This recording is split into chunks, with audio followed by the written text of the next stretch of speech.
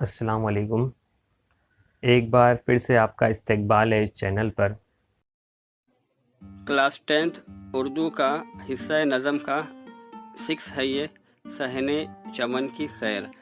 आज के इस वीडियो में हम इसके क्वेश्चंस के आंसर्स देखने वाले हैं। आपके पास फर्स्ट क्वेश्चन है, आपको एक्टिविटी कंप्लीट करनी है।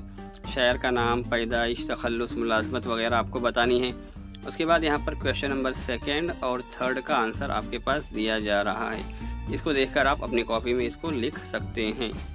उसके बाद आपके पास जो नेक्स्ट क्वेश्चन आने वाला है वो क्वेश्चन नंबर 4 है और क्वेश्चन नंबर 5। इस तरह से आप देख लीजिए, ऊपर क्वेश्चन नंबर 4 का आंसर दिया गया है और उसी के नीचे ठीक क्वेश्चन नंबर 5 का आंसर आपके पास दिया जा रहा है। इसकी हेल्प से आप इसको लिख सकते हैं।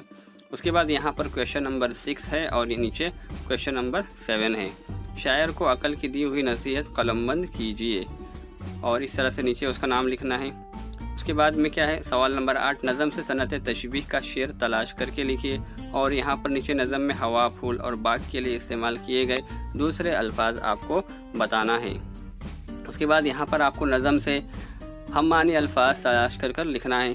तो आप इस तरह से इसकी हेल्प से क्वेश्चन नंबर 10 कर सकते हैं। उसके बाद आपके पास सवाल नंबर 11 है, जो कि काफ़ी लेंथी है। इस तरह से आप इसको देखकर पढ़ लीजिए और अपने अल्फाज से इसका हवाला साबित कर दीजिए।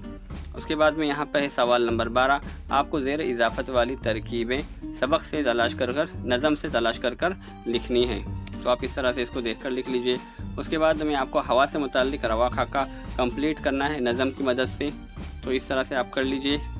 उसके बाद में है, दिए गए लफ्ज़ पर आपको ज़बर, ज़ेर और पेश लगाकर मानी वाला लफ्ज़ लिखना है। तो इस तरह से आप इसको देखकर लिख लीजिए। उसके बाद में लास्ट में एक एक्टिविटी बेस्ड क्वेश्चन है, दिए हुए फ़िक्रों के लिए नज़म से मखसूस तरकीबें लिखिए, और यहाँ पर आपका ये नज़म